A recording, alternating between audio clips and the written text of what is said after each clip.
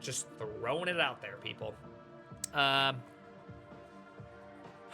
Okay.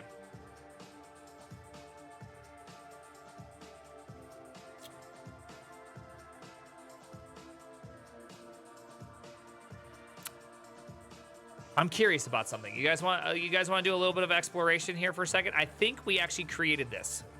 Are you ready for this one? Test UI. Test UI. Click. I think I did have this thing right here. I think this is true. If not, this is going to require a bit of effort to fix. Let's find out. Yes, that's what I thought. Whereas it doesn't do it here because this is actual UI elements. There we go. So I do have click right here. Nice. Okay, so we got this. We got this nice little click function. Oh, yeah. Oh, yeah, that's right. That's right. I actually just go like this. EVT, right? I actually just have an event that comes in now.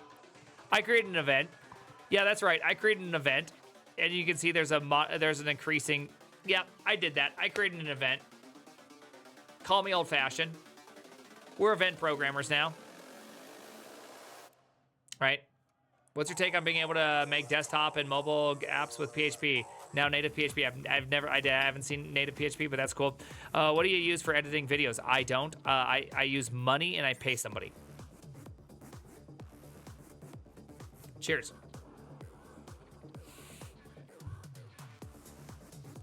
Is it only click slash drag, or can you click and pick up and then place? No, it's going to be click and drag to say which card you want to use, right? So I want to use this one. Boom. So now we're going to do this. Ooh, look at that. I actually hit that. That's pretty funny. That's pretty funny. Flip, catch that. I know. Money OP. Yeah. I mean, it's really the best way to do things. All right. So now that we have that, so if state.selected card, right? Let's just return for now. Maybe there's something that, or maybe we want something here. Let's see. Let's go like this. We'll go self.handle click, or can we try place card, right? So I'm going to pretend that that's a thing right now, right? So function test UI try place card. Obviously, assert state.selected card. If, oh my gosh, why does that just not? There's a problem with this autocomplete, right? Yeah, look at this. It says it doesn't... The field cannot be injected into reference. Yeah, okay, so game state values. Oh, well, look at that. Wait, no.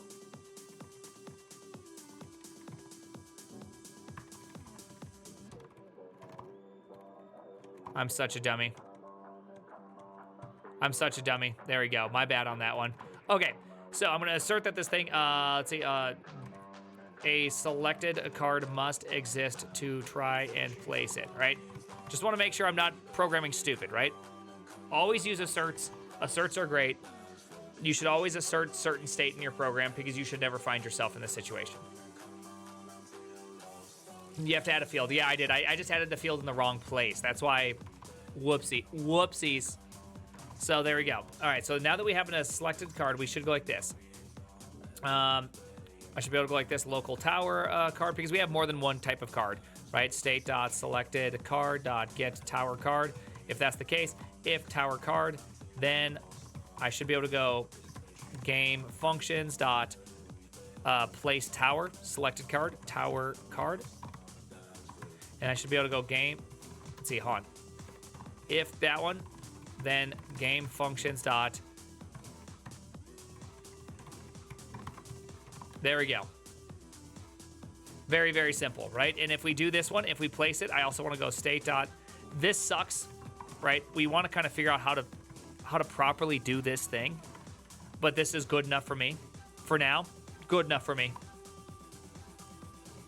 Yeah, good enough for me. Okay, so we're gonna pull that thing up, and then I have this, and then I should be able to place card, and it didn't go back. Okay, so we didn't go back. We did place it. It's just it's not being drawn, which I should just draw all the towers, right? I should draw the towers. I should probably draw the map. I should probably draw the whole game, but right now we're not.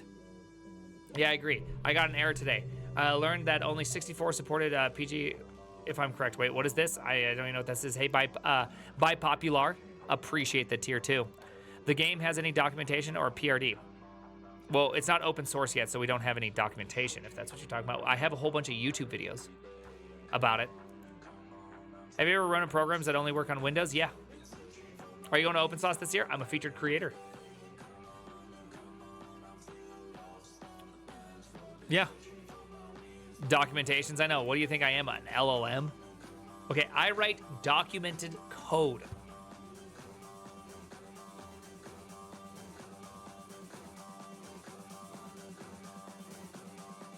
Okay. Yes, we don't do that here. Are you going to charge? Let's see. Oh, hold on. Oh, yeah, it's still charging. Are you going to charge your computer at OpenSauce? That's a good question. Product requirements doc. That's the face of documentation. That is the face of documentation. Okay.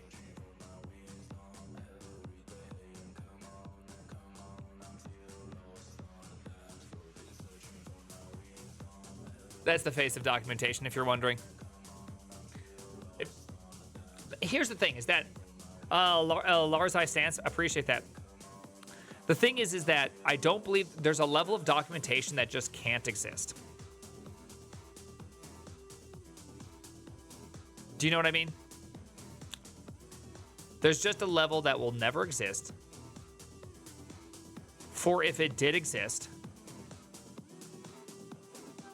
it would be all of the context needed to write. Like you'd have more documentation than code at all times by a significant amount. You can't document everything. You can only document certain aspects of it.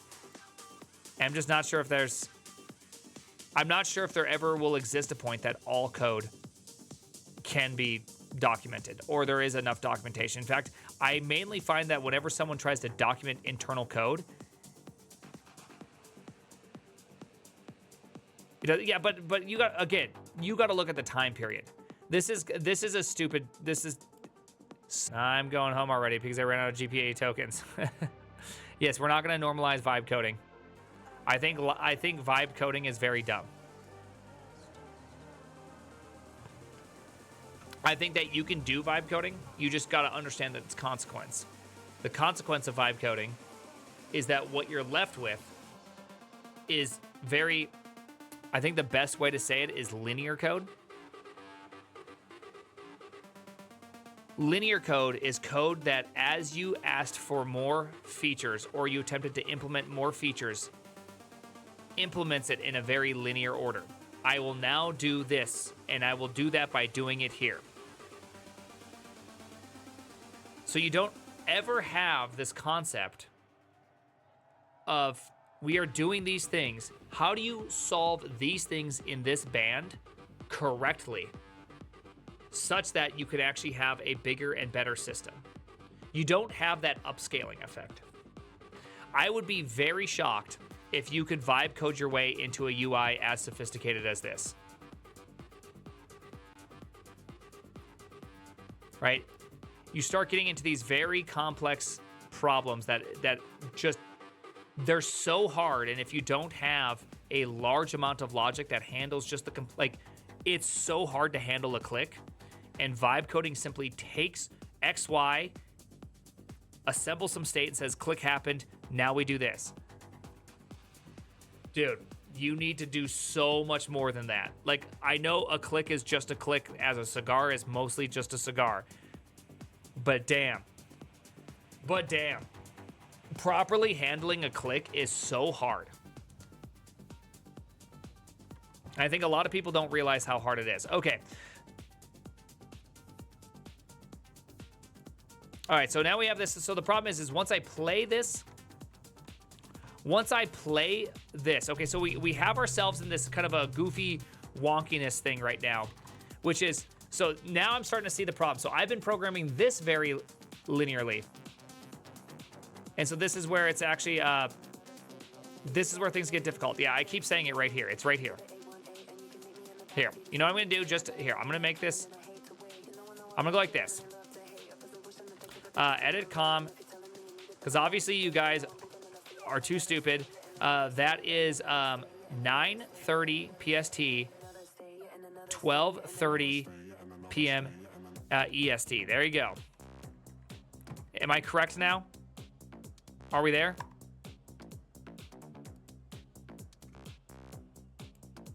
I'm not using UTC, okay? It's daylight savings. Oh, no. Oh, okay. Now it's PT. Okay, now it's just ET. Is that what it is now?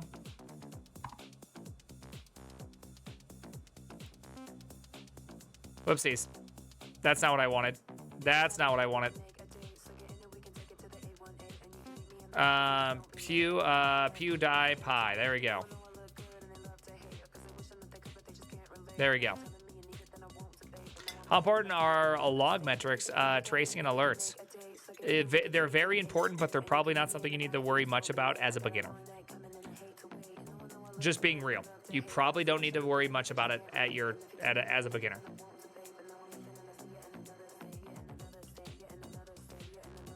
Right. All right. So here's the part. So I've effectively internally vibe coded up to this point, which is that we have an energy handling section, we have a selected card handling section, and then now I have these two UIs that are going to cause this problem, right? Because now I have to do something that looks like this, which is, I'm not sure if there's a good way to do this, or I just simply accept the fact that that's that. So I'm going to go like this. I'm going to go like this. Function, test UI, go to card placing UI. That's what it is right now. We're gonna have this thing. We're gonna set interactable false. We don't need the debug print this thing. And then let's see. See, what do we call this thing? Maybe we don't do this. You know what? For now, I gotta think more about this. I think I need to think a lot more about this before I do that. So for now, we're just gonna go deep, right? We're just gonna go deep, and we're gonna just allow it to be shitty. You know what I mean? Allow it to be shitty, because that's okay. What did I just do? All right, so I'm not sure how that happened. All right, cool. Oh, there's not enough energy. Okay, cool. So this is what happens when there's not enough energy. We get into this weird situation where it's like, hey, I'm not doing stuff. So now let's go like this. Get status, get add, get commit, placing towers, but no, what's it called? Let's see. Oh, yeah, just placing towers. There we go. We can now place towers. Now we need to go from there. We need a countdown on screen. You need a count. Honestly, I'm not really even sure how to do a countdown. What language is this? It's Lua. Seems Cursor didn't develop you a game. Well, no, there's no getting out of programming. Right? That's it. I feel like there's a tweet here. I can kind of feel it developing in me.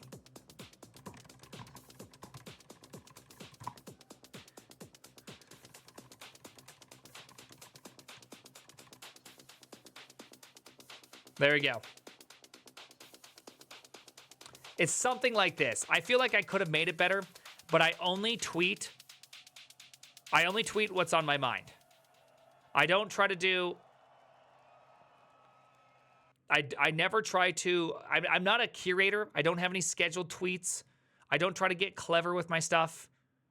Do you know what I mean? Like, you know, there's people that are like really into marketing, and they're just like, we're making the greatest stuff. I mean, honestly, this will probably be one of my most successful tweets of all time, and I just took it from a Twitch chatter. Right. Not sure this is a W take. Of course it is a W take. No amount of vibe coding is going to prevent you from learning programming. You can't vibe code your way out of having to learn how to program. Like, sorry, I hate to break this to you. Right? Plagiarism? Yeah, true. Is the future insurance for programmers when you finally need to debug? Dude. What's his name? Dax? Dax had a really great tweet.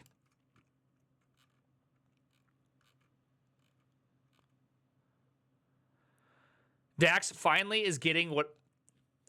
Dude, I feel like Dax is finally getting what I've been talking about for so long. I landed on somewhat disturbing vision for how LLMs plus coding might play out. The past week, I've been using OpenCode as much as possible to stress test before its launch.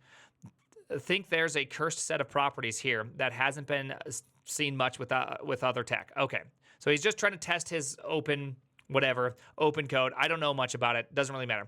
I've talked before about how the key with vibe coding is that it is low exertion. Asking an LLM to build something allows you to turn your brain off while it executes. Correct. Right? You can actually be distracted, and it's fun to be distracted. It's often slower. It often does it wrong. It costs literal money, but it lets you be lazy. Even if it takes 30 minutes and 5 prompts to do a task that should take 10 minutes of focus for a human, you get to spend 25 of those minutes with your brain idling. Right? Everyone's seen this. Everyone's done this, correct? Correct. We were talking about this as a team, and everyone had an unflattering example of kicking some work to the LLM so they could watch YouTube. It's less efficient, but it feels better. We, of course, had cases where it let us parallelize work, but these lazy scenarios are undeniably a real thing. They are replacing moments where you would be in a flow state. LLMs seem to have a weird combination of properties. They are less efficient, lower quality, allows you to be lazier.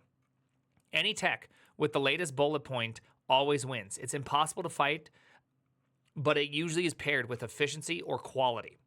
But in this case, it looks more like the future where everyone is mindlessly prompting so they can spend more time scrolling TikTok. The output will be worse and everything will take longer, and we lose all second-order benefits of doing focused work. Dax is like huge vibe coder, pro coder, vibe coder man. Right? He's the guy. Take employers won't let you take longer. I don't know if you know this, but it is becoming more and more required to use AI. This is going to be like a thing that so many people are going to have to deal with, which is this. I've done it myself. Whenever it's super hard to vibe code, meaning like you're prompting, plus do changes at the same time, because you're going to get competing changes. You're going to get competing things. Now, it does work if you have a large enough code base and things are high enough separated that you can actually get two things running at once. That's where I think any sort of real benefit comes in, is if you have to squash bugs, plus you're developing a feature, and you can hop out and do all that. But I also think you're losing a whole bunch of deep thought while you're doing that. Even if you are being more productive, your thought on the project at hand is going to be less amazing than if you were just fully focused. It's just like me streaming. Like, all I'm doing is programming this one thing, but I'm also talking to you degenerates at the exact same time. And by me talking to you degenerates at the same time, I just take longer to make changes, right? These things should be very, very simple for me. It just takes longer. That's it. It's not a bad thing. I've chosen this. I chose this life. Bitch, I live like this, right? This is intentional. But it takes longer. So you could also imagine that if you're trying to dual wield this whole like LLM solve bugs plus solve this deep thing that LLMs can't quite do well, you're going to have some sort of problem, some sort of dissonance. But I think what he's describing even worse is, remember, we are talking about a guy that all he does is do startups, programs, and works like 16 hours a day. Super focused, super hardworking person that wants to actually like accomplish something. So now I want you to invert this, and I want you to think about it from a perspective of people who don't want to do this, right? Who don't want to work hard, who don't want to actually accomplish a lot. How are they going to be doing this? They're going to be even more mindless.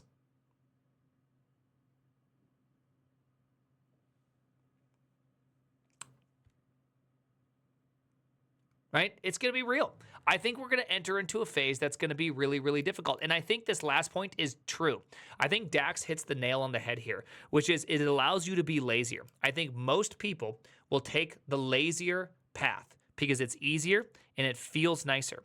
Avoiding to learn a topic or avoiding to learn something deep is really good. Now, a lot of people always say the same thing. Oh, no, but I totally get it. Like, yeah, I can't implement it, but I read a lot about it. The LLM taught me a whole bunch, and now I totally get it. It's like, you don't actually get it. You really don't get it. If you can't produce with your hands something, you just actually don't get it. There are so many edge cases you are unaware of. There's so many little teeny tiny traps that are like a minefield between you and your goal that you have no idea about. And they're just sitting there waiting. And the worst part is that the LLM may or may not have caught most of those problems. And you are walking into a minefield in which you don't even have a mine detector. You are simply just walking in, believing you got stuff. There are so many things about this. And did I use it? Did I use the LLMs today? Oh, we did. I just got done asking Grok how to do some meta table shenanigans to be able to put in a little new index to find where these things are happening. I totally did that. Was it correct? Yeah, it did do this correct. It was awesome, actually. This was great. This is fantastic. Did I learn a lot about it? Yeah, I learned some things. But the problem is me reproducing this in 2 weeks, I didn't actually learn the concept. Me reproducing it in 2 weeks, I'm probably going to forget it, and I'm probably going to have to go and re-look it all up again and do all this again, all over again. Why? Because I don't actually understand it. Anyways, I really like this tweet. I think this tweet was one of the greatest tweets I've seen in a while, which is taking somebody who's super pro LLMs and realizing, wait a second, there's a thing here. There's a thing here that's going to cause a bunch of heartaches. It's like, yeah, true. Of course. Anyways, loved it. Bye. All right. So, TJ, thank you very much. Thank you. This might be one of the most solid. Hey, appreciate that. I tangent a lot, but I really like that. To be honest, I'm not mad at people whose passion's outside of programming. Absolutely. I'm never mad about that. And they just do it for money. Totally understandable. On your team. For people like that to heavily rely on LLMs. I agree. The thing is that they were producing crap code no matter what. So it's not like it's really changing anything. By the way, AI was an inside job, dude. I actually feel like this. I do want to say one thing, though. TJ, thank you for sending your regards over. Your little regards are so nice. I like them. Thank you for being here.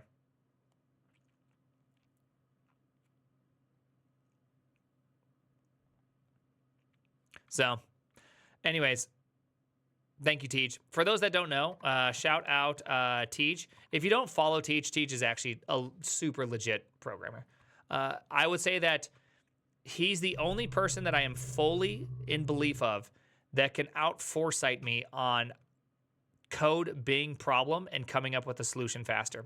Thank you, Dr. Love Wizard. Really appreciate that. He's one of the few people that I know that can really do that at a fast rate, and that's why he's one of the few people that I don't mind pair programming with. I have a very short list of people who I will pair program with, and I will pair program with TJ. Right? For some reason, I knew you would pick foresight as the word. He's also just an absolute dummy dad joke maker. He just loves it. He just thinks he's the funniest guy on earth. So forget that one. All right. Well, what bucket does Teach fall into? He doesn't fall into buckets. He has a lot of foresight. Everybody knows this. All right, here we go. All right, so I'm going to make it so that when we do this, do you like that, TJ? And we do this, we can go back, and then hopefully we can get that. Now we're out of energy, so we need something that will translate the cards back down. TJ, there's this obvious bug right here, right? If I go right here, it goes away, or go right here, it goes away. But if I go underneath, yeah, it's because we don't have anything that's like, once this happens, we're not sending messages anymore to the UI. And so it's like, it forgets that it's in a state. But that's fine. You like the shine on those cards? Well, those shines on that cards from Teach. And we're gonna let people from the community do it even better. Thank you, Big Fella 9000. I appreciate that. I really do. Dr. Love Wizard again. Thank you for the 5. Banshay. Thank you for the tier 1. Let's go, Dr. Love Wizard again. Thank you for that tier 1. And programming beginner PrimeageN. What do you think will happen if you ask AI to create titles and thumbnails for all your videos on YouTube? I don't know. Honestly, I don't know. Duffin' appreciate the Twitch Prime. Up late Dev. Thank you for the Twitch Prime and Layers I Stance. Thank you, Big Fella. Oh no, there could be something really amazing to having AI choose your title. Hear me out on this one. AIs, hey, thank you very much for that tier 1. Hear me out on this one. AIs are notoriously known for being mid. Meaning they are truly the bell curve. They are unironically the bell curve. Does that mean I could get more people to click on my video by finally matching their intelligence? Think about it for a second. I'm finally hitting that midwit curve. You know what I mean? Like maybe I use a calculator, but I can still do basic math. Same principle with AI. It's a little bit less same principle with AI. Calculators do not replace critical thinking. When you get a second, I do need to call me on the cellular device for a scheduling question. Can I call you when I'm done with the stream? Can I call you after PewDiePie watching? You're having the exact same discourse when personal computers discuss, but they are, yeah, like 1 to 2 hours. Yeah, it's calculators do not replace critical thinking at all. Right? There's nothing about a calculator that replaces, like, why should you divide 3 by 4? Why 3/4? Well, you have to come up with that reason why, and then it just does that part faster for you. Like autocomplete, I consider an autocomplete or an LSP more like a there's a state machine in a state machine that's needing to be created, but then you have the transitions in the state machine, and that the transitions in the state machine are always super hard to do. It's the same crap every single time. Here we go. So we got to figure that out. I use let's see, hold on. And so let's just kind of do that. So sad, I watched the PewDiePie reaction, but there's a massive power outage here. Oh, are you in Europe? Tom ain't around? Are you in Spain and Portugal? Is that where the big thing's coming from? Chase TV, thank you very much. Go away, ads. Appreciate that, Chase.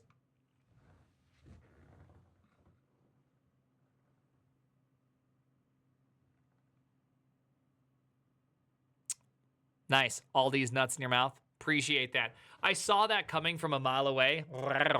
But yet I still kept reading. I just didn't read it out loud. What's with, there's like some sort of Spain-Portugal problem, right? Or is it power outage in all of EU? I don't really know. I think is it true that Spain is dark right now? I don't know. All right. Did you build your own DOM? Yes. Prime, did you build? Yes, I did. I built my own DOM. That's why you can see all the red lines and everything. This is a layout right here. These are layouts and spacing. This is set, like you can see that this 75 right here is actually centered. You can see a small little, here, I can make it bigger. You can see the red box right here, how there's a little bit of space here and here. It's vertically centered, and there's padding in between the two. Like you can actually see the padding right here and here. This is my own DOM layout for all of this. I put in a nice little padding right here so that you can see the padding in between each element. You can see the padding vertically between each element. Wow, that's so cool. You ready for this one? Player HUD. You ready to look at this bad boy? That's what I just wrote right there. This and this. That's the code. Pretty cool, huh?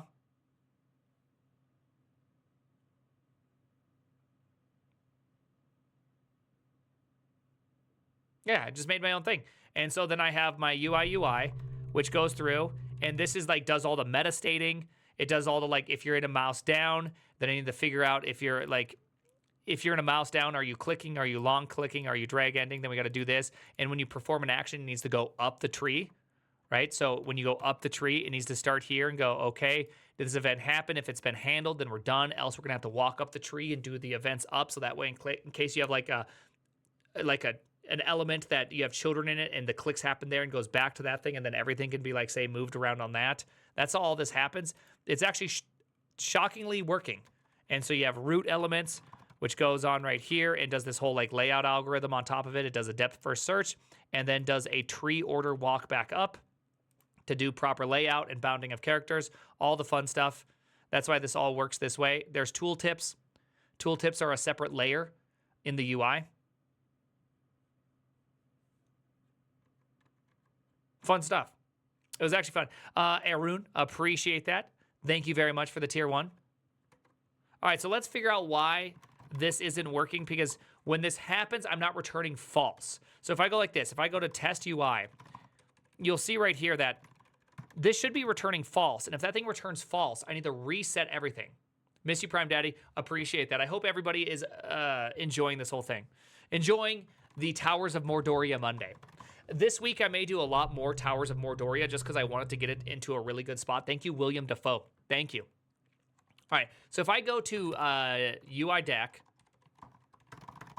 and I look at this, when I place a card, I attempt to play card, right? Play card, right? If I go right here, I take a game action, I do this. But what happens if it's unsuccessful, right? This is where it's actually happening. Happening here, right? You're going to see this thing right here. So let's go back here. Let's refresh this. Let's go back to this thing. let's just play this thing. Bam, we just placed it. If we go right here, happening here, right at the bottom. So that's the problem. When this happens, I'm not resetting the state and saying, okay, everybody, time to like do your reactions and do stuff so that everything works. All right, I gotta be right back. I gotta go pee, and then it's almost time to do the reaction video.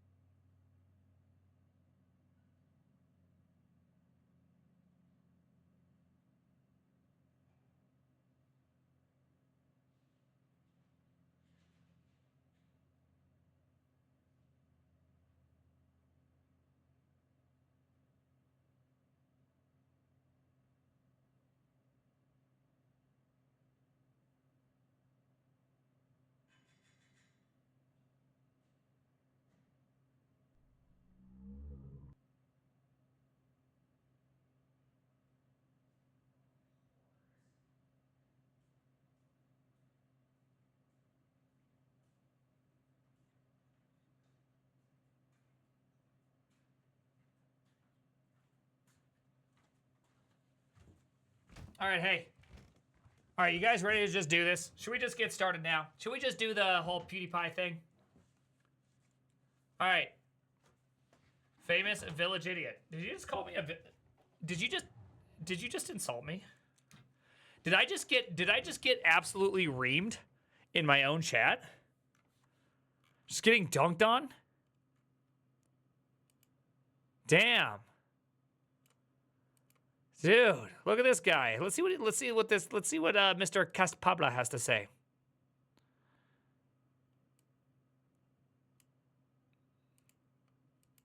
You're lucky.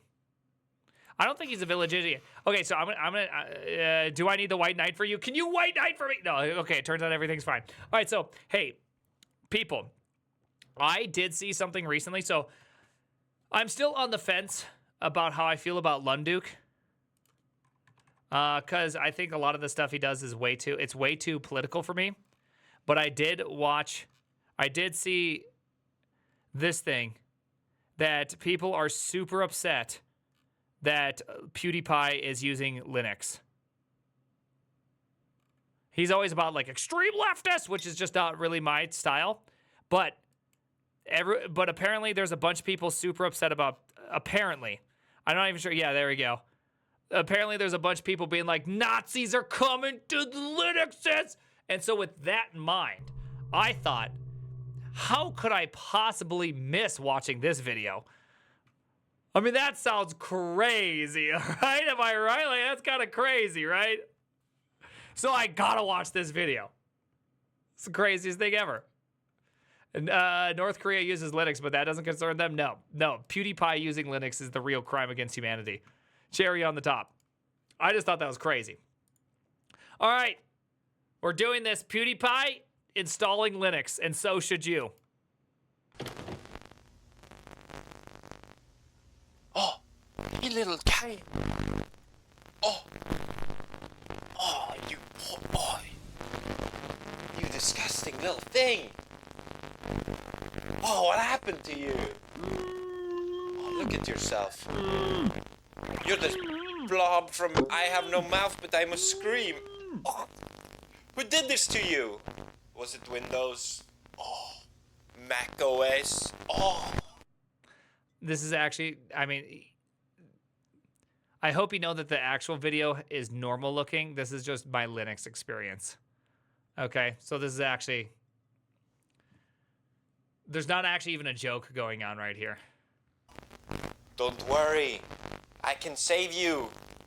Install Linux. What if I told you you can look like this? Anyway, let me start this off by saying I am not a tech guy. You saw my PC building video. You're so bent. I'm surprised the whole thing hasn't exploded. It's like sitting next to a bomb every day. But what you did see was 0.5 seconds of the video where I installed Linux on the thing, and a lot of people just went, what? Some people seemed surprised and confused. Something possessed him to put Linux on it. Some people were excited. At the time, I didn't know the power that I had. I was like a baby with a rocket launcher. For years, I have been tortured by Windows. But now, alas, I am finally free. I escaped the Windows cave. I saw the sun. The shadows are gone. It blinded me for a moment. And now I'm speaking to you in the cave. Is this how it feels to be an Arch Linux user? Is this what it's like? Because I mean, I know I use Ubuntu, so it's like I'm pretty much just a Windows user. I'm like a Windows user using Linux, you know what I mean? It's not even real. It's I'm kind of like a fake. I'm faking it.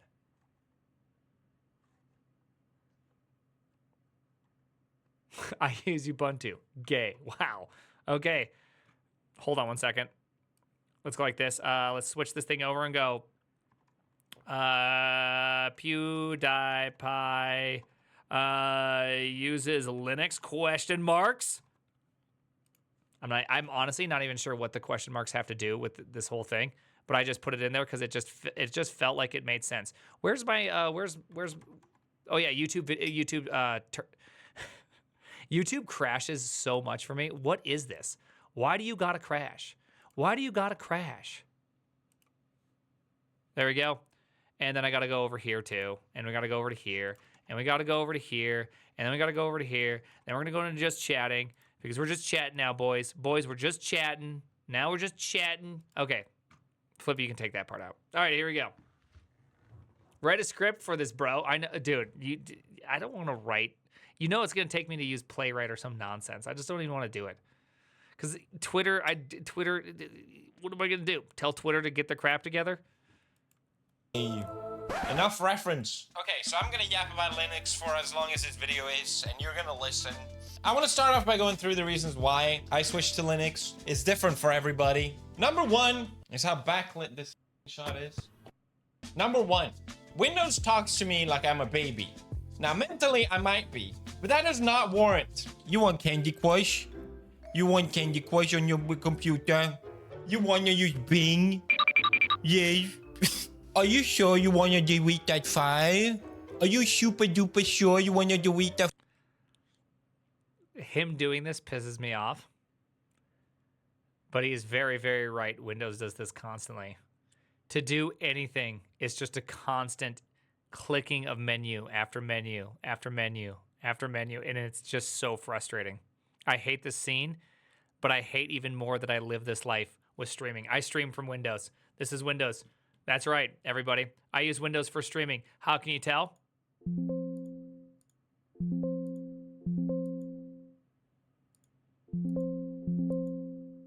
Yeah, I use Windows for streaming. Yeah, you heard that.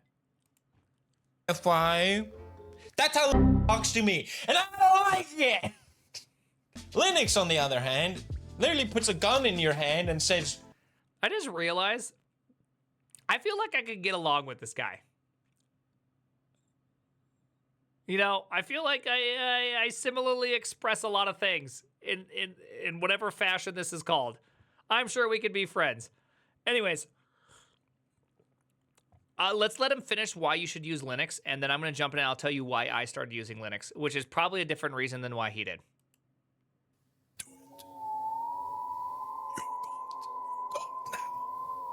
My first sort of aha moment when I installed Linux or started using it was, wait a minute, it does exactly what I want it to do. And there's just a really powerful feeling about that. I do want to show you guys my setup as well. I will get into that. That's but so first, funny. reason number 2. That's as so an funny. epic minimalist, Dude, that is so funny that we've entered a state in our world where this is a selling point. Can you, like, I just want you to take a step back and really think about that. That the selling point for using Linux is it does what you tell it to do. Like, how did we get to this point? Like, how is that a selling point? How is that just not everything?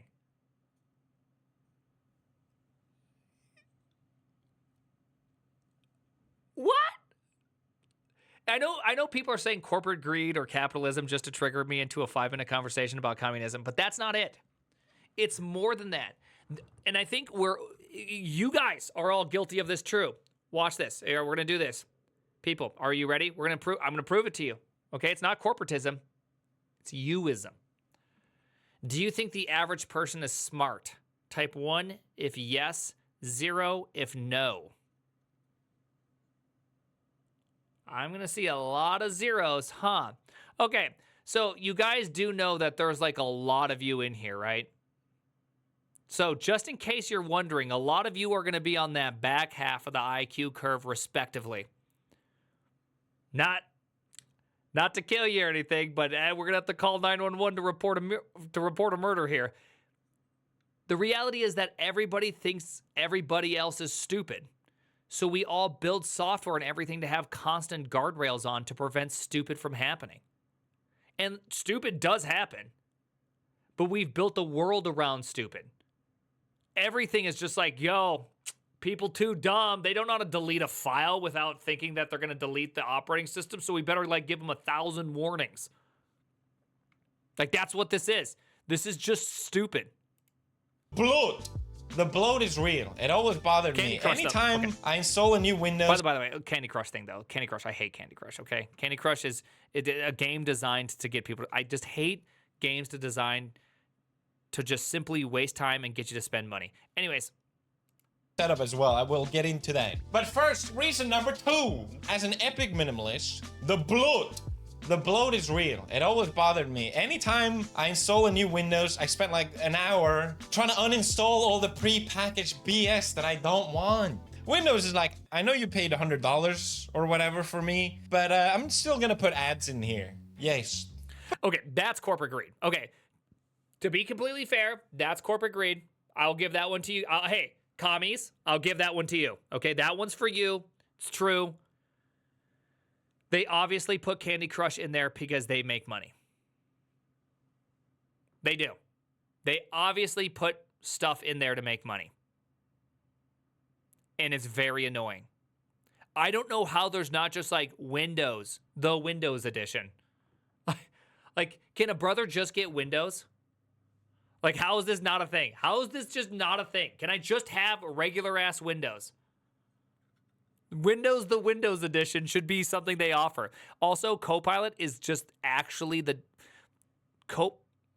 How did we arrive to the world where it's okay and it's accepted that Microsoft is going to take a snapshot of your computer every like 5 or 10 seconds, send it off to Microsoft land, and allow you to look at what you've just done? Like, how's this a thing?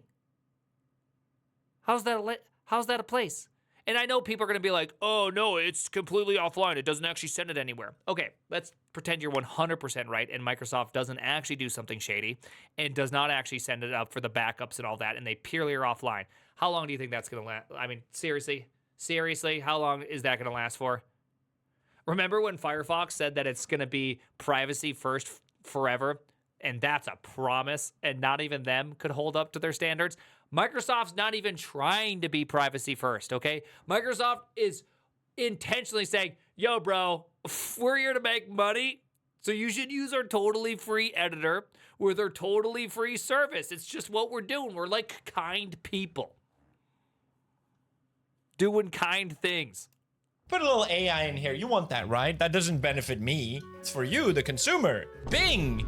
It doesn't benefit me that you use Bing, but please use Bing. Microsoft is an annoying Swede, apparently. I still can't figure out how. I can. I just need to Google it. I just haven't. But everything to you, he's cooked way harder than me. I have the world's most minimal setup, and I don't change almost any of the defaults.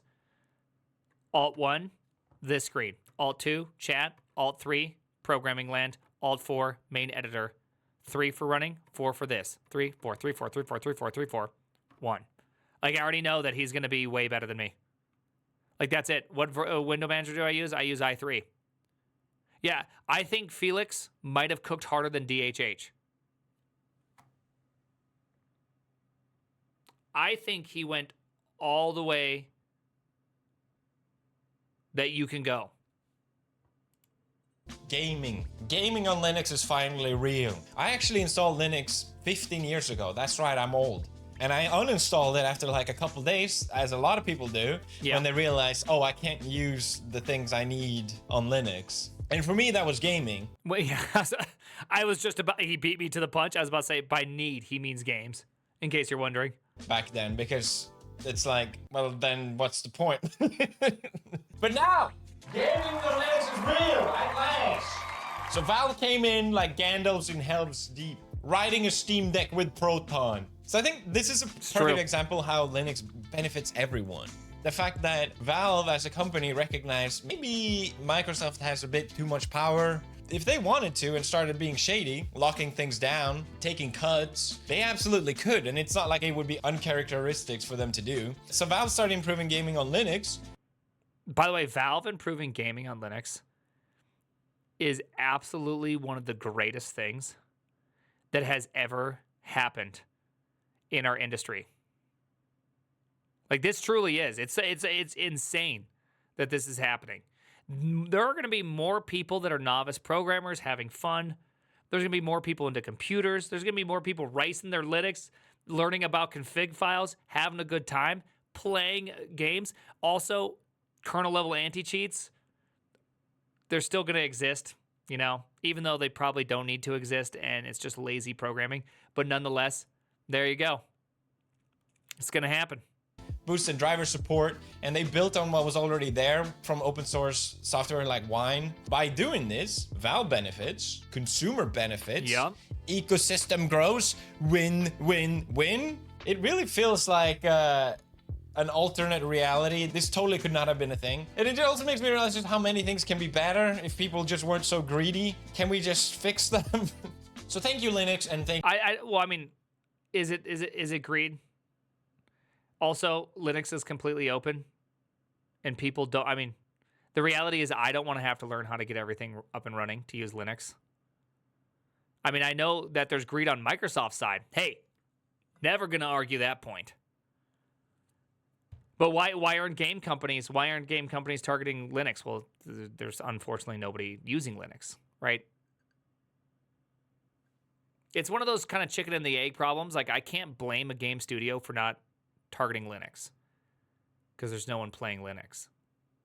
It's the beauty of the market. Well, now the market's going in our favor. And now I'm hoping that within the next couple of years, that 0.3% of people using Linux are going to go all the way through to the, to the universe, to where it's like 30%. It's going to be sweet. Linux is also the go-to platform for cheating. No platform. Yeah. It's all the things. Linux is all the things right now. Thank you, Base Gaben.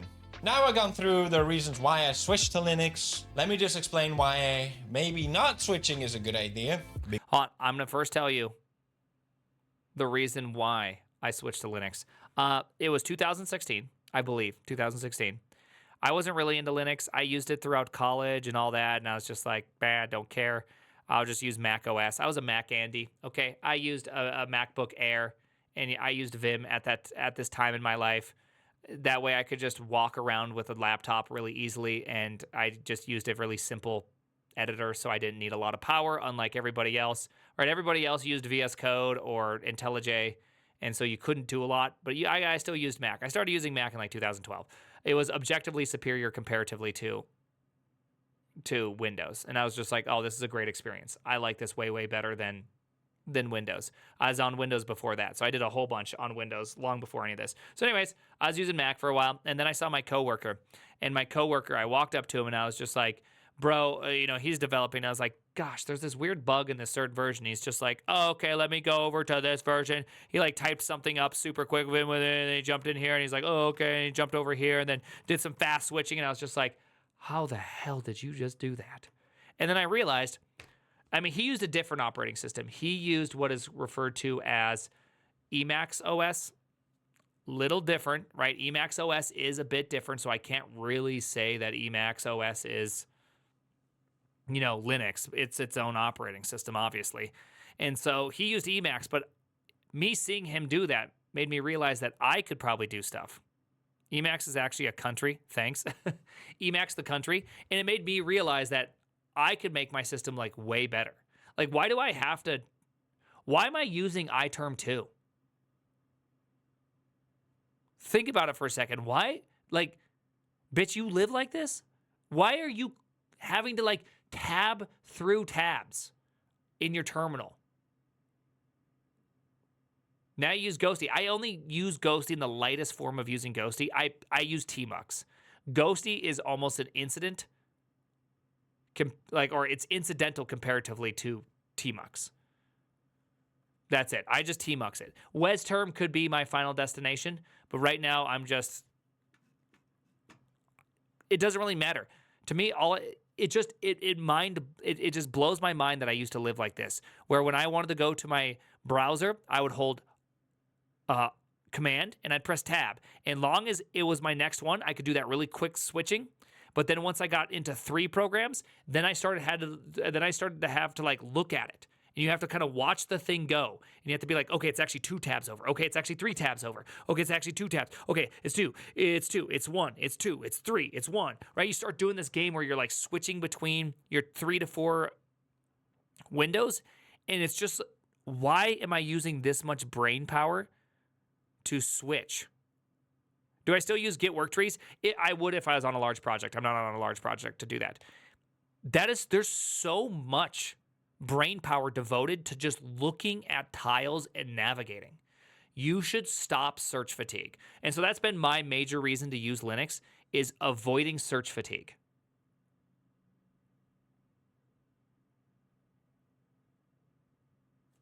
I don't want search fatigue. I don't want to have to think about it. When I want to go to my browser, I press the same button I press every single day to go to my browser.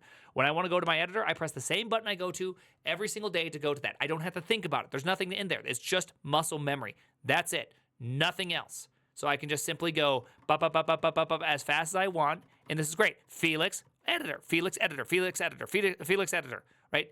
It's very, very nice. I no longer have to think about those things. Test, edit, test, edit, test, edit. I can just use one monitor, and that's it. That's all I want. Back to Felix. Fantastic. Test, code, Felix. Right? It's very, very simple. I just hate that. I hate search fatigue with such a strong passion, because it's just, why spend your time looking for what should be one button away, and that's it. Nothing else. I know you agree with me. I know you go, yeah, why am I spending so much time? For all those that are dull tabbers, why are you spending all that time? Stop it. Stop it. Like, don't do that. Just have just have good muscle memory set up, and then that's it. And so that's why I landed on Linux, because Linux just allows you to do it to like the best degree. Like, I know there's Yabai for Mac OS, and there's some problems with the Yabai, but nonetheless, it's still like closer. And I know Windows, I ironically named Windows with no good window management, which there's something about that that's hilarious. There's just something about that that's just so dang funny. Spotlight, Open Safari. Yeah, but even that, this is just so poor. This is like level 2 searching, right? You have to type in the words you want. That's better than using your eyeballs to search, but it's also ridiculous that you have to type in the thing you want to go to the thing you want. Like, why do you need to press like 5 keys to get there? That's ridiculous. It should just be one key. Anyways, that's why I started using Linux, is because I just saw someone who had ultimate control, and I realized I want ultimate control because it's honestly way, way better. Because everything good comes with a sacrifice. If you're swapping to Linux, you'll likely have to give something up. I don't know what that is, but for me, it was Photoshop. A lot of people, especially switching to Arch, are going to have to give up the prospect of getting a wife. Like, that's pretty super important for a lot of people. So you're going to have to kind of balance that idea out. Like, do I want a wife? Do I not? Do I want to use GIMP or Photoshop, right? Like, there's like some things you're going to have to do that are painful for some people. I used Photoshop, again, for 15 years. All the shortcuts, all my workflow, it's all baked into my brain. The way I use Photoshop, I don't think about it. It's just, here's the thumbnail. Yeah. It's not beautiful, but I get the job done. Unfortunately, Adobe is a garbage company, and their software just won't run on Linux. A lot of artists are jumping ship. They don't want to use Adobe anymore because they realize it's a terrible company. Me as well, I thought, you know what? Doesn't Theo have some sort of video on why Adobe is a terrible company? Don't they have some sort of like really awful, they have some sort of like really awful cancellation scheme, right? What's the, I can't remember what it is, but there's something about that they do something really, really awful. Keep watching. Okay. It's time. I'll swap over. I know the open source alternative is GIMP. I've heard about this forever, and I thought, you know, it'll feel good. I'll feel good leaving Adobe. So I'm ready. I go to their website, I click through this 1,000 pages. And then you see that one part of the page where they're like, we're renaming GIMP to Glimpse because GIMP is an offensive term because the new image manipulation program was named during a time where we were not considering that some people may have heard the word GIMP in an inappropriate fashion. I crawled through the bushes just to find the goddamn unsubscribe button, and I was so ready. I was gonna be like, you just unsubscribe. You know what happens? You know what happens? They hit me with an unsubscription fee.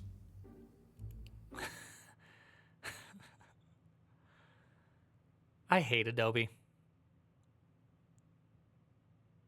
Dude, I hate Adobe. That's ridiculous. That's just so absurd that I don't even know how this is possible to get how they can get away with this. How is this not illegal? How is that not illegal?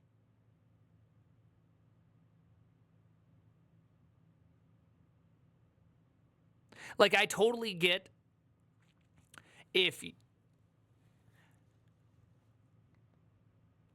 you had like an apartment building and you leased out an apartment and then someone stopped and they're just like, I don't want to be a part of this lease anymore.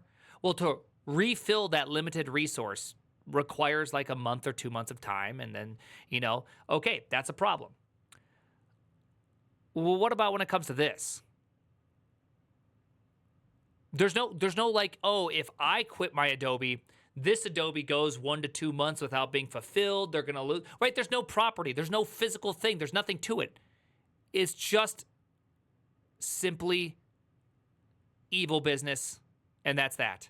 Sign up for a year to get a discount. Of course, they charge you a fee for canceling early. Yeah, but yeah, see, again, there's no product there. They're not losing anything with me canceling. Yes. Those. I'm sorry, what? Like, I get it with I property. have to pay to not use. Like, lease breaking on a property makes perfect sense. I've broken a lease. I've had to pay for it. It makes sense. I get it. Not offensive.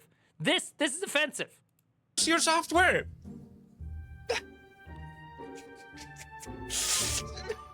It was like $65 or something. It's insane. What the? If anything, it just made me realize, okay, it's over. I'm never going back. So like I said, the open source alternative is GIMP. GIMP! And since this is Linux, open source, you can do whatever you want. I downloaded this icon pack that changed the icons so they look like the Photoshop icons. That helped a little bit. Then I downloaded a shortcut command list that matches the one on Photoshop.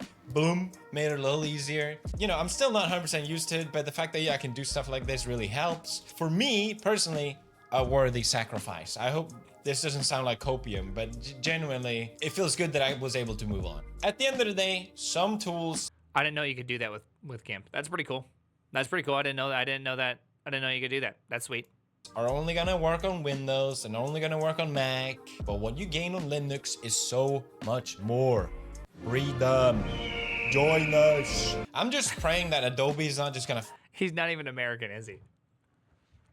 He's not even American. How great is that? He accepts freedom. He's a Swede. Show up one day and be like, there's another fee.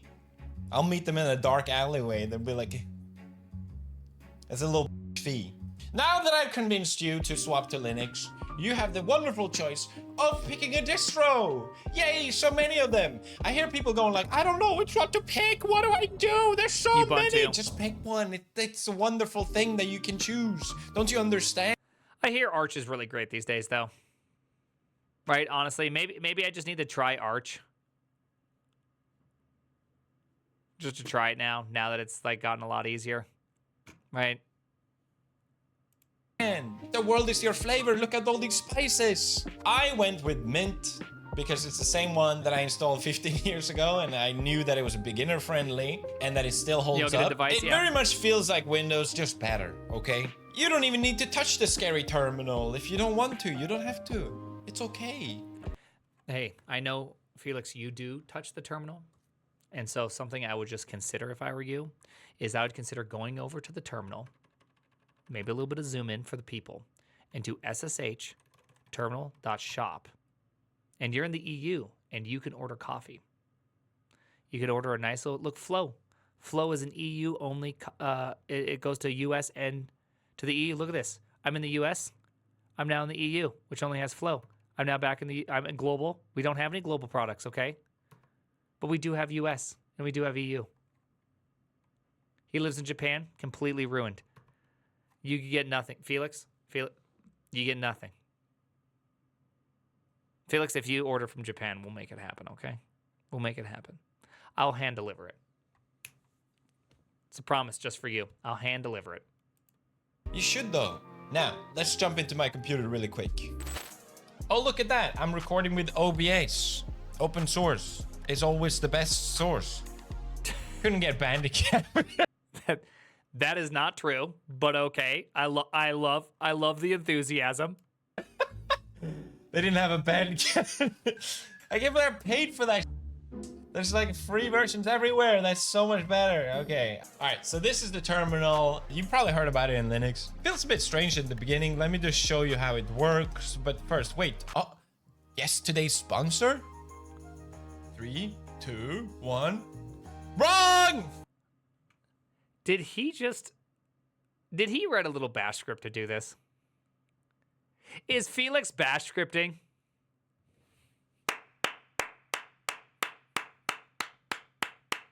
Based. That was awesome. Let's go.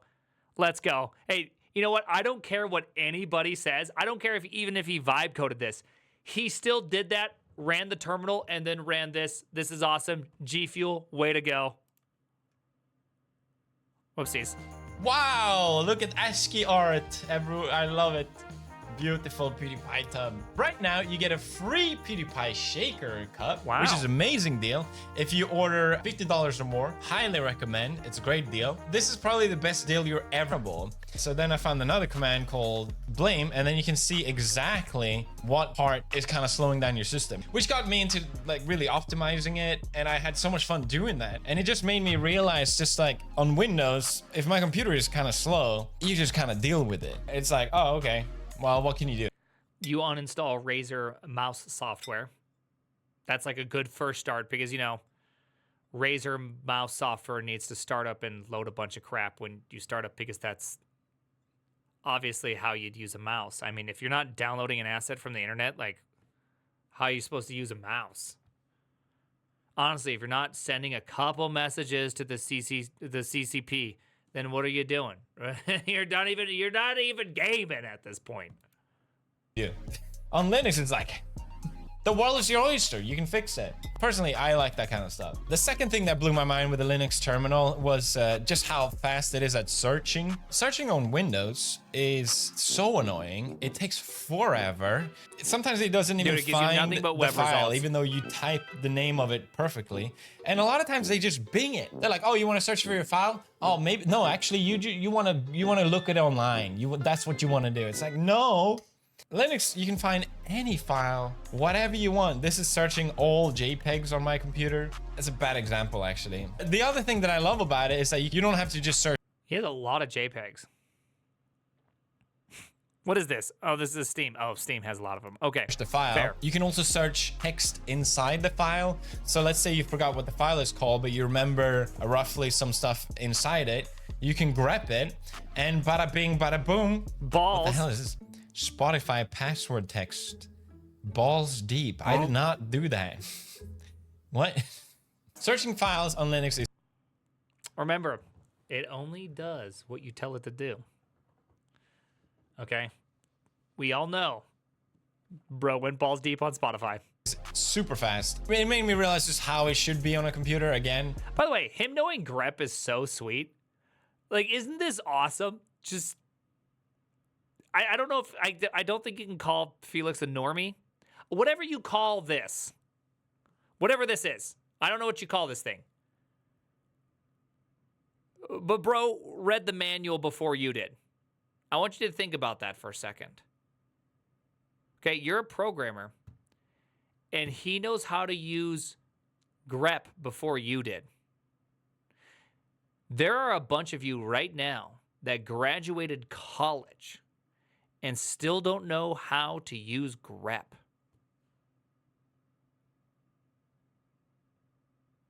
And a guy whose only other video I've ever seen in my lifetime was about how Ninja died of ligma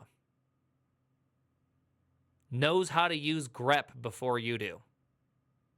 I want you to sit down, reconsider your life for a second.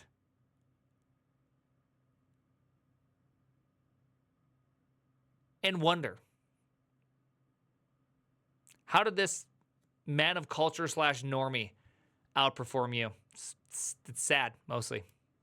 The most obvious thing with the terminal is that, let's say you install the operating system and you need to also put all the programs that you want to use on it. Usually you have to go on the browser, Google it, look up their page, go to their download page, dodge all the fake ads and all that crap, and do that and install and run each one, wait for it to install, yada yada. It takes forever. On Linux, you just go sudo apt install. I thought he was on Arch. What do we want? We want VLC, Firefox, OBS Studio, boom. Thank you. Nice password, by the way. Did you see that? Boom. And I'm now hoping you cut I can it sit out. and look at the screen and feel like I'm a hacker. Yes, I know what all of this means. Every single letter I'm soaking in with my brain. There's so much you can do with the terminal. It's insanely powerful. I can make a whole video about it, but I don't want to keep this too long-winded. And in reality, I just want to show you my rise on my laptop. To be honest, that's the whole reason I'm making this video. I had this old laptop. I mean, it's not that old, but I just never used it because I didn't really like using it. I mentioned before there's Gaming laptops are just pieces of crap. We just bought a gaming laptop for the, you know, that when we streamed in the tower for 7 days, we bought a gaming laptop and all it did was run OBS, Chrome with like 2 tabs open, and then a program that I could move the camera around, okay? 3 programs. And Windows. I don't know how much Windows was running. It would overheat the laptop and it would shut down.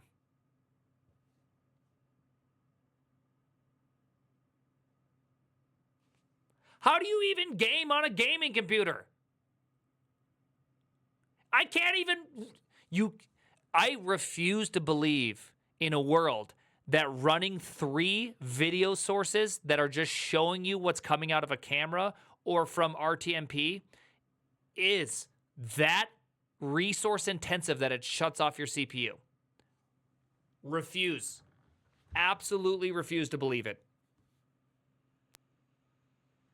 I don't even want to talk about the Mac Studio. You needed a Mac Studio? You don't even want to know.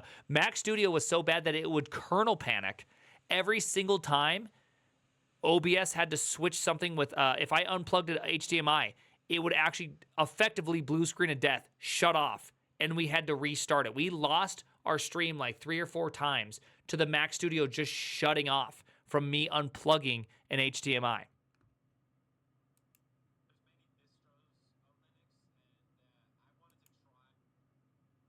Okay, this was the most Linux moment I've had in a long time. I just paused the video, and now that I'm playing it, here, let me just move this microphone over here. Let me just move my microphone onto my computer.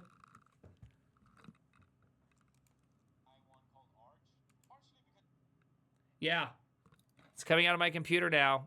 It's coming out of my computer now. It was actually not coming out of my computer. Now it's coming out of my computer. Why? I don't know. What happened? I don't know. Yeah, it's speakers now. Okay, my configuration decided to go from that. Let's go back to HDMI. I'm a big fan of HDMI. Always worked better for putting it on a separate computer. Because I didn't really like using it. I mentioned before there's many distros of Linux, and I wanted to try. Now I'm freaking out because the volume's really low. I actually have no idea what just happened, but the volume's super low. I'm going to forget to turn off the volume. I'm going to get an alert, and it's just going to be like, happy birthday! You know, Randall's going to come in there and just be so zesty, and our ears are going to completely fall off. Anyways, here we go. Try one called Arch, partially because of the meme. It's kind of become a meme because it's a little difficult to install Arch, so it's like a flex to use it. For some reason, I went on a god run and it's true. He already gets it. Okay, hold on. I got to fix the volume. Hold on. Why, how did this, oh, how'd the volume get so low? I'm really worried it's going to blow out my ears. So I'm going to lower it for a second. And I'm just going to go back up to here. and I had no issue. I always get stuck on the dumbest ever for like 12 hours. I don't know what happened that time. But I also wanted to download Arch because it's a minimalist distro. Whatever you put, or at least 90% of it, is there because you decided to put it there. And it's also very highly customizable, which are 2 elements that I love, so I knew I was gonna love it. All right, let's go into my laptop. I think it makes sense for me to show it without any customization. Isn't he married? Doesn't he have a kid? Is it illegal for him to use this? I don't think he's allowed to use Arch Linux. It kind of creates one of those situations where if you tape like peanut butter toast to the bottom of a cat's foot and then you turn it upside down and drop it, it can't land downwards because the peanut butter's taped upwards because it must land with the peanut butter face down. But then a cat always lands on its feet. And so you create that weird perpetual motion machine, whatever it's called, where it's just like it doesn't work and it must always happen. I forget, what do? You put the peanut butter toast on the back of the cat. That's what it is. And then it's like, what do? The cat has to land on its feet, but the peanut butter side of the toast must land face down. It creates a paradox. And so this man being married, also having a child, and also using Arch Linux, I mean, haven't we entered into some sort of weird paradox of some sort? First, because it just be confusing and I need to talk to people that haven't used Linux. My first favorite thing, which I have on Mint as well, is just shortcuts on my keyboard to open programs. Open terminal, open file manager, open browser, close it, whatever. Dude, his looks so good. Look at how good his looks. Here's mine. Terminal shop, by the way. When I close down my terminal, like, I just have a black background. I haven't even riced. Dude, I have not riced out. Should I do a day of just ricing and go like Hyperland, just do everything? Like, actually try to go all in on this again? We could do this together. You guys want to do it later this week? Here's what I want to do. I want to take all the things I love about Vim and try to make cursor work really, really well. And then I also want to try to upgrade my Windows experience, or my Windows experience, whatever you call this thing, my desktop environment experience, as much as possible. I want to try to get those 2 things up and running really, really well. and just prove to myself if I could like him or not. Group racing, hell yeah, that's probably not gay. Absolutely, it's not. It's not. It's all there. It's such a nice workflow and have a more keyboard-centric way of using your computer, especially on a laptop. But even in general, you know, the whole like, okay, let me click on the start menu and just find the thing. If I don't have it keybind, I can open Rofi and just search. Dang, his Rofi is even really good. Dude, have you seen mine? Look at mine. You can't even read the letters. His are all nice and zoomed in. Look at mine. Look at that. It's not even that good. Dude, I'm a little Rofi jealous right now. I'm a little Rofi jealous. It's kind of hurting a little bit. For it and open it. I don't want to over-explain things as well, but yeah, this is my terminal on this setup. I'm using Alacrity, and this is NeoFetch, which shows my... Ooh, he's using Alacrity. I would say poor choice on that one. Wait, no. Alacrity is the one I like. Never mind. Alacrity, pretty good choice. That's a good choice. It's Kitty. Maintainer's not very nice to people. I don't like him. Specs, and usually people have an ASCII art. It sounds like I'm saying ASCII. I'll call it ASCII of their distro. And if you saw my Mint one earlier, I was like, oh, it wouldn't be cool if I do like my own custom ASCII. And then I thought, oh, wouldn't it be cool if I do my own animated ASCII? So I figured out how to do that. It took a little bit of tinkering and schminkering, but it's just so nice to look at. I love it. So I'm running Hyperland, which is he did his own ASCII, and it shades out in the back and is bright in the front. This guy has gone full, like, dude, he's gone full rice.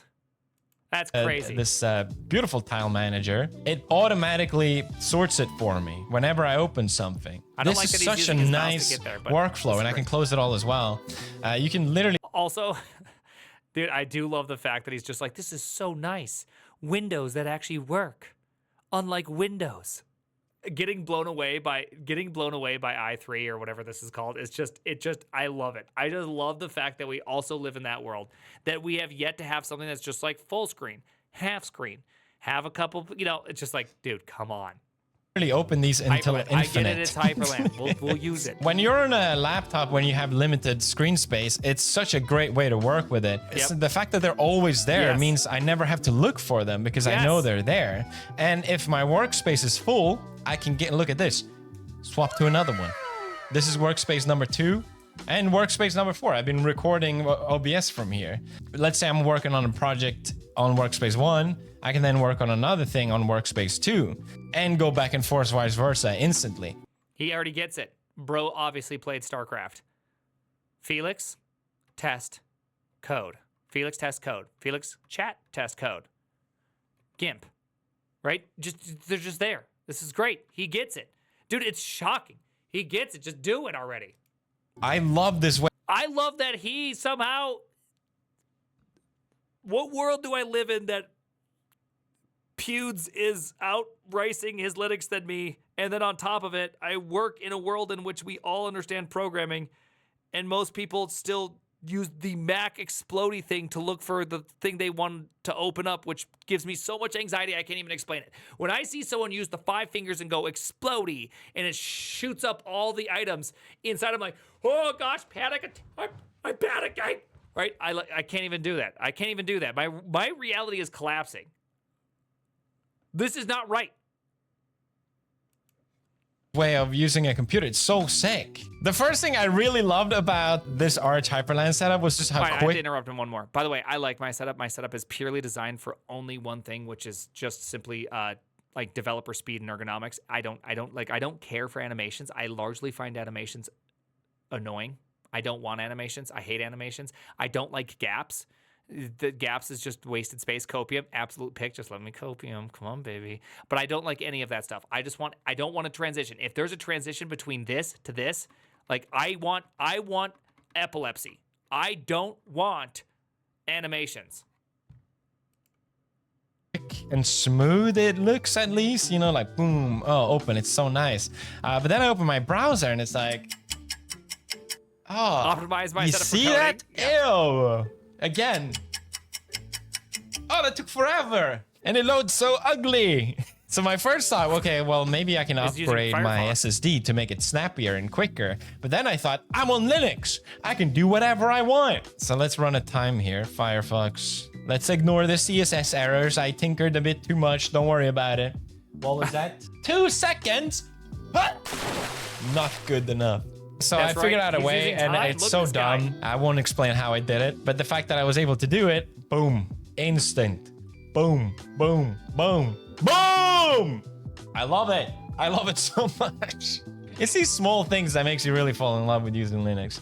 Anyway, the first thing I You know what the worst part about this whole thing that we're seeing is there is a parallel universe that could have happened where Felix over here was the next John Carmack.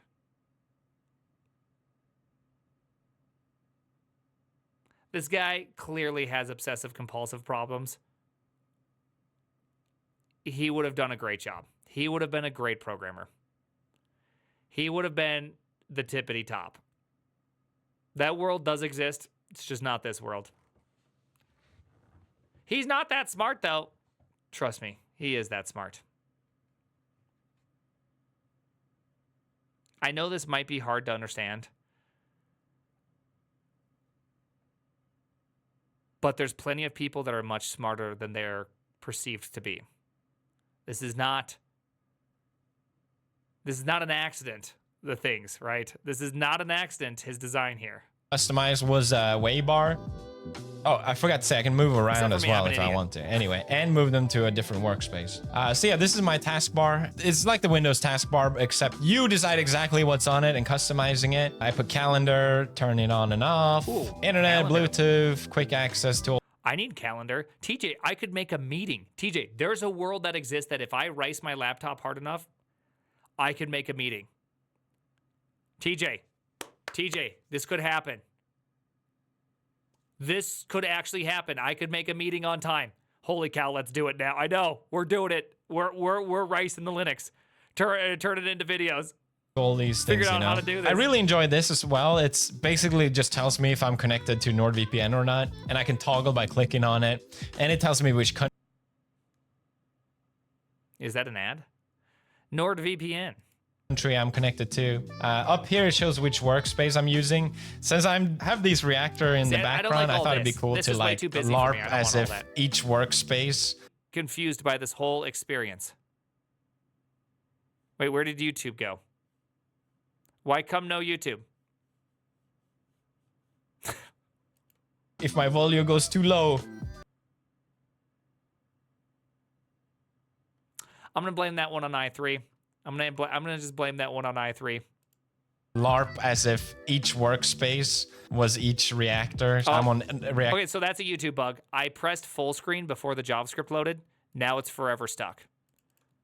That's a YouTube bug. That's not Linux. Let me just refresh this.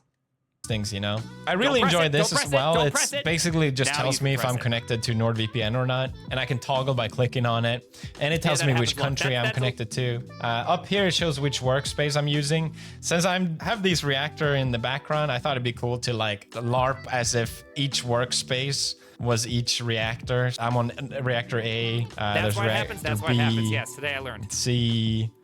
You're a programmer, dog. You should be able to root cause almost anything immediately. Like, that's the superpower. That's why they pay you money. It's not just simply to code, or else we'd all be at a job to an LLM. You should be able to see things and understand them and be like, oh, that's obvious why it's happening. And then D, where it's recording OBS. Then I have my battery bar, which is ASCII. I keep saying ASCII, We're which is lapping this ASCII section. art. We're lapping I this got the section. volume. And you know, look, if my volume goes too low, it gets red, it's critical. Just to really LARP the whole nuclear reactor Charlie UI. in the background, To me, that was it's great. cool. I like it. All right, the second thing I did was making widgets with ew. Ew was a nightmare, I'm not gonna lie. Here we go. Let me also change the wallpaper really quick, one second. All right, so this is my desktop. Let me play some music actually. So first I added this visualizer because I just saw a lot of people doing it. It's using Kava, but I changed it again with ASCII. So it looks a little more matrix and hackery. Here we have my uptime. just how long it's been running, and how much until my battery is out. I should probably charge my laptop. CPU temp, I should probably change, cool it down a bit. All of this is, it changes. It's not just like visual flare. Well, it is, but CPU load, which changes, RAM usage, storage. This tells me which workspace I'm on. So right now I'm on reactor B. Power consumption, completely useless, but I needed it to look cool. I don't know why you'd ever have this, honestly. Just to be completely real, this just seems ridiculous to have. I know people are saying this is amazing. So this is the level of racing that I don't want. It doesn't give me anything. Yeah, aesthetics. I'm not an aesthetics man. He's having fun. I love that he's having fun, and he should do that. That's awesome. That's cool. But I'm just not into aesthetics. Okay? The only aesthetics that I'm into is when I'm in the gym trying to make my wife find me more attractive. Cool. And then we have my 2 fans for CPU and GPU, and then this little spinny fan thing to show it. Upload and download, latency, and then just another VPN thing. It's kind of pointless. And then basic weather. And then finally, to make it sort of all work together, I added a script that basically scans if I'm using a window. So if I open or close, it sort of transitions in and out of Waybar because I don't need it on both. That's just like too much information in my opinion. So this is on my desktop. It's just a nice vibe here. We just chill over here. And then when I'm in workflow, it blackens it all out. And I can just get going on my schwingy thingy. Oh, and in the middle here, my I forgot to say. Okay, that was pretty cool.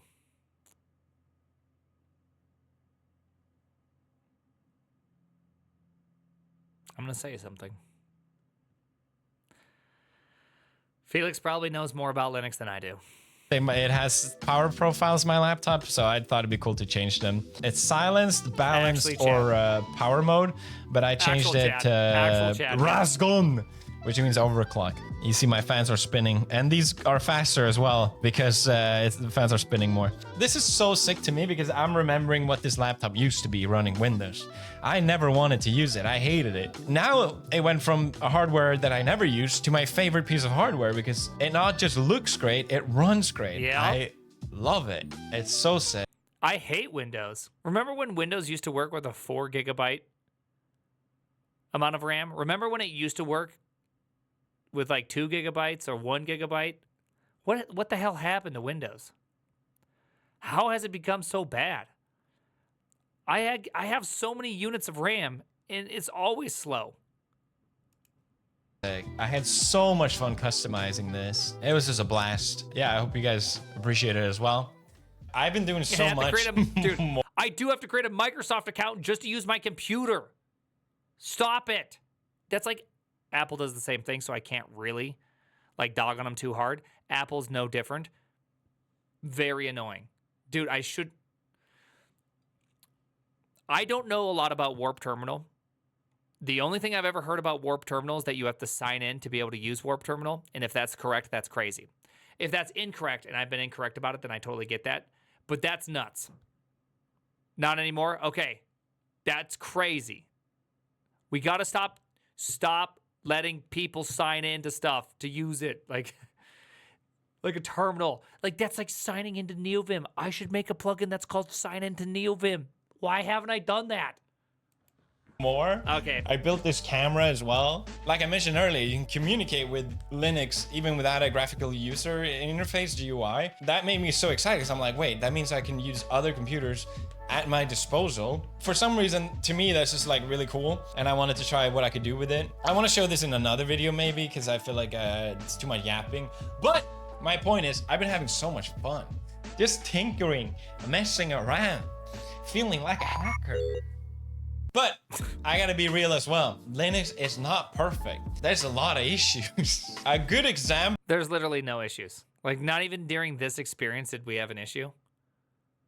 So there's like none. This is as smooth as it gets, right? This operating system's as good as it gets.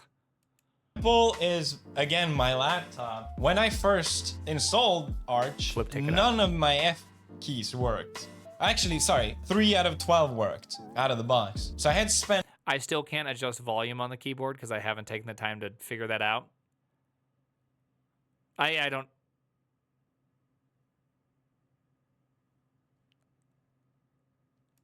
A long time bringing them back. What?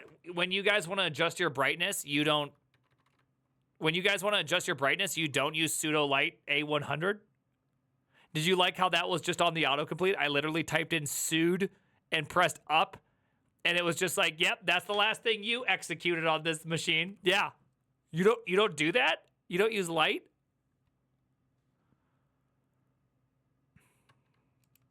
Back to life.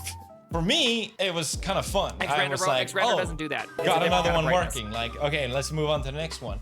But I can imagine for a lot of people that just want things to work, you know, maybe this is not for you. And maybe it should work, you know? I think since Linux is not as You're an actual popular literal? on Thank desktop you. as Windows or Mac, this is just the reality. There's just not enough support for it. On Linux, if something doesn't work, it's kind of up to you to fix it. And yeah, that's just how it is. I was trying to update my drivers for my GPU, and I got a black screen 6 times, and I had to do a hard restore every time. It's, you know, not the most fun thing in the world. There are other things I could rather be doing, which is why I need you to install Linux.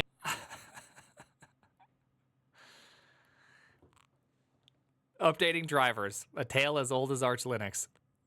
Classic Arch experience. So the more people we can get together, the better Linux becomes. And I get it now. Like, that's why people were so excited about me using Linux, because Linux is not a product, it's a platform. And it also already exists everywhere. NASA, SpaceX, it runs on Linux. All the supercomputers, your TV, your smart fridge, your phone if it's Android, it's all Linux, baby. Some of them can be real-time operating systems, to be completely fair, when you get to smaller hardware. But yeah, he's effectively correct. I think it's just so cool, the fact that this all happened because one Finnish guy in like the 90s just decided, hey, I can write a better kernel. Finnish naivety, typical. Well, first off, it wasn't Finnish naivety, okay? It was a hobby project. He didn't just think he could do it better. He's just like, look, I'm giving it a try too. And then he won. Finnish behavior. They think they can do anything. But Yep. without that, you know, things would have been. Including in Sweden, spank your kids, because in Sweden you can't spank your kids, but in Finland you can. So the classic threat is that I'm going to take you to Finland if you keep up this behavior. We're going to Finland. Kids, we're going to Finland if you keep this up, okay? You want to do that? We're going to Finland. Oh, you don't know this? You don't know about that? I had multiple Finnish people, or both Finnish and Swedish people, confirm this at Netflix, and we're like, yeah, I got threatened with Finland all the time as a kid. So I don't know if it's a universal experience, but it's a very hilarious experience. That's why I moved to Japan, obviously. Been very different. At least there wouldn't be an alternative. And I just think it's so cool that people saw what it did, got excited, and wanted to join in. So please consider joining in. Now, if you're even just a little bit curious, I recommend trying Linux. Maybe try dual booting it if you're not sure. You can still keep your Windows or whatever. Just don't use ChatGPT to tell you how, like last time. Okay. I was partitioning my drive, and I used ChatGPT. I'm like, hey, give me the 3 commands I need to partition my drive, because I just forgot it. And it's just like, okay, you want to do this, you want to do this, you want this many sectors, so you want this times this, which equals this amount, blah, blah, blah. You want to do this, you want to do this, and then you want to use those sectors, and you want to go over here, and you want to use this times this, and blah, blah, blah. Here you go. Okay, easy peasy. Well, it turns out that it just made up the math. A times B, in fact, did not equal A times B. It just gave me a random number that was close enough. And I just completely wiped my everything and just erased everything and just started over from the beginning. Okay, it was my fault for just not doing the simple look up the 5 steps. I went to ChatGPT and it was just like, give me the 5 steps. And then there we go. Bit later, you By might the way, as that well little audio kill thing, it it's now. also like Test it out, feature. break it, get upset. On Linux, Yeah. I feel Real alive vibe. at last, High at vibe. long last. High vibe. Thank you for watching. Let me just type out my goodbyes. No. Why would he remove the French? Why would you remove French people? I don't get it. Why are we doing that? Why would you do that? Classic. I know. The name? Hey, that was great. I am so stoked to see that, by the way. I am so stoked to see that. Let's go. Let's go.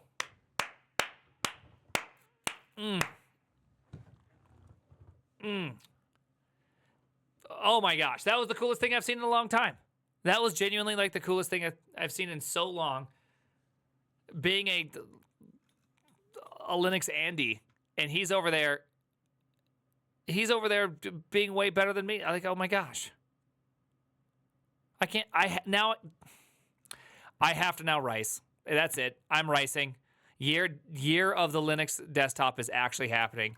Like if we go here and I go to Twatter, if I go to the Twatters, I jokingly said this just as like a hee hee ha ha because I saw TJ made this. I'm like, oh my gosh, we're here. It's now the year of Linux.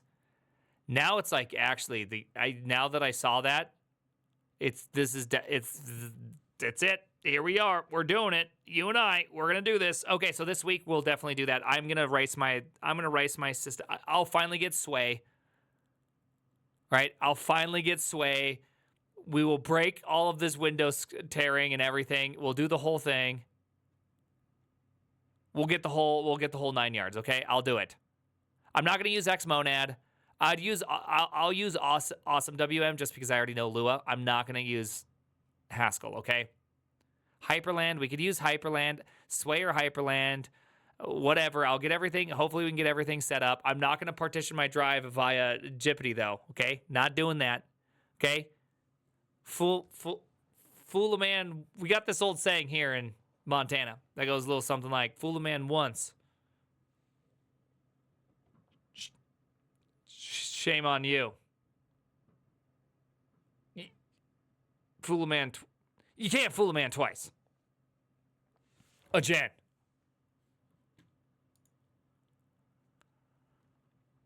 Bush wants his Windows back, dude. I've seen this one, dude. It's so good. I love that one. What?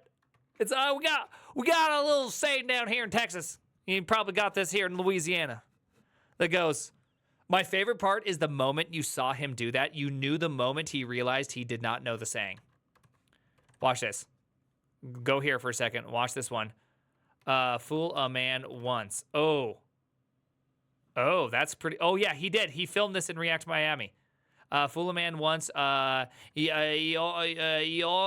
George Bush. Hold on.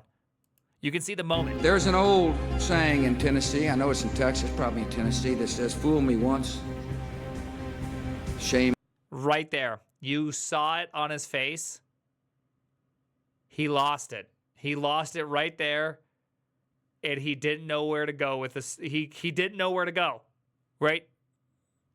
Come on. Recovering. Shame on you. He's recovering.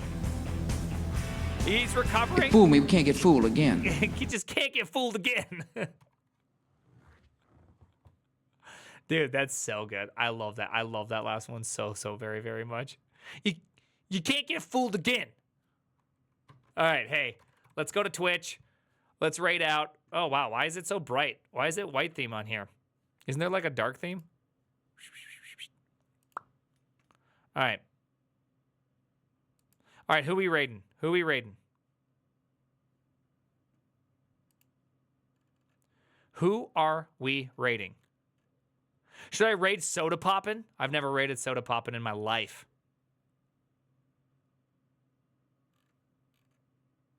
Should we do it?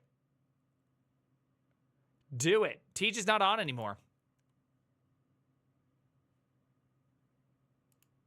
Soda Poppin'. Why not? Raid Soda. Do it. Yeah, we're going to raid Soda. Oh, I have a hype train on. Everybody, I have a hype train on, but I'm going to raid during a hype train. Does that make me a bad streamer? Yeah, here I am anyways. We're going to do it anyways. Well, hey, I appreciate that. Hey, everybody, we'll be doing more programming this week. This whole week, I'm going to do a lot of programming, and then we'll end with like an article. Okay?